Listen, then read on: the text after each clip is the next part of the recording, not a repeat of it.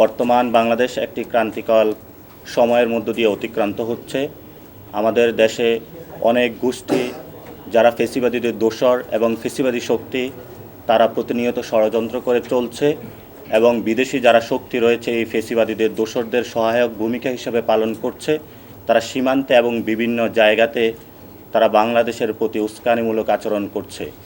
আমরা বাংলাদেশের জনগণের পক্ষ থেকে এই ধরনের উস্কানিমূলক আচরণ নিবৃত্ত করার জন্য প্রতিবেশী রাষ্ট্রকে আহ্বান জানাচ্ছি এবং আমরা এই বিষয়ে বাংলাদেশের মানুষের বর্তমান মুক্তির দিশা হিসাবে ডিসেম্বর জুড়ে কী কর্মসূচি পালিত হবে জনগণকে সেই বিষয়ে ঐক্যবদ্ধ হওয়ার আহ্বান জানিয়ে আমি 6টি দাবি ঘোষণা করছি।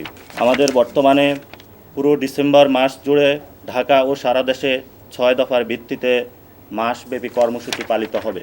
ভারতের সাথে সকল চুক্তি উন্মোচন করতে হবে। অসম ও পরিবেশ বিরোধী সকল চুক্তি বাতিল করতে হবে। 2. ভারত ও বাংলাদেশের মধ্যে বহমান নদীর পানির ন্যায্য হিস্যা নিশ্চিত করতে হবে। 3. দ্রব্যমূল্য জনগণের ক্রয় ক্ষমতার মধ্যে নিয়ে আসতে হবে। 4. গত 15 বৎসরে হিন্দু বৌদ্ধ সহ সকল সম্প্রদায়ের উপর হামলা ও ভূমি দখলের বিচার নিশ্চিত করতে হবে। 5. পাচারকৃত অর্থ দেশে ফিরিয়ে আনার জন্য সরকারকে স্পষ্ট ভূমিকা পালন করতে হবে। 6. অনতিবিলম্বে শেখ হাসিনাকে দেশে ফিরিয়ে নিয়ে এসে বিচারের মুখোমুখি দাঁড় করাতে হবে। আগামী 14 ডিসেম্বরে আমাদের কর্মসূচির অংশ হিসাবে শহীদ বুদ্ধিজীবী দিবস উপলক্ষে রায়ের বাজার কবরস্থানে প্রাপ্ত জুলাই হত্যাকাণ্ডের গণকবর জিয়ারত কর্মসূচি পালিত হবে। আগামী 16 ডিসেম্বর বিজয় দিবস উপলক্ষে জাতীয় স্মৃতিসৌধে শ্রদ্ধাঞ্জলি অর্পণ এবং ঢাকা মহানগরে একটি বিজয় যাত্রা অনুষ্ঠিত হবে।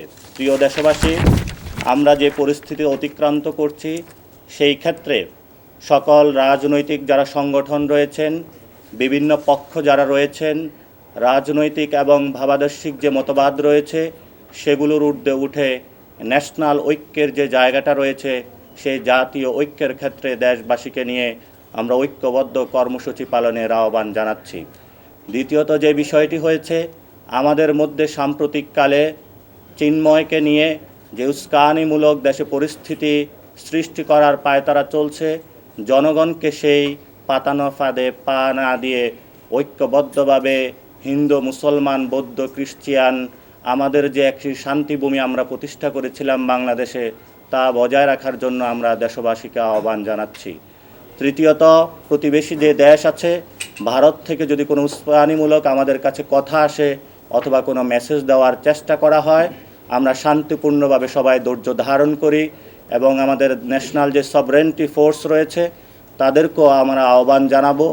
জাতীয় যারা গোয়েন্দা সংস্থা রয়েছে তাদেরকেও আহ্বান জানাবো অত্যন্ত ধৈর্য, নির্ভীক এবং সাহসিকতার সাথে বাংলাদেশের যে অস্তিত্ব আমরা এই মাসেই অর্জন করেছিলাম 1971 সালে লক্ষ প্রাণের বিনিময়ে, সেই শহীদদের রক্তের বলিদানের উপরে তাকিয়ে আমরা আমাদের মাটি মা এই বাংলাদেশকে যে কোনো মূল্যে রক্ষার জন্য ঝাঁপিয়ে পড়ি।